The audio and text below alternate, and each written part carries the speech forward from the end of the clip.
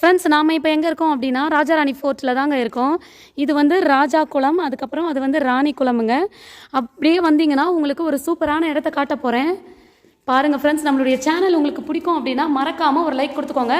இதுதான் ராஜா கோட்டையுடைய உள்பகுதி. பாருங்க, இப்போ நாம காட்ட போகிற இடம் தான் வந்து ரொம்ப இன்ட்ரெஸ்டிங்கான ஒரு பிளேஸுங்க.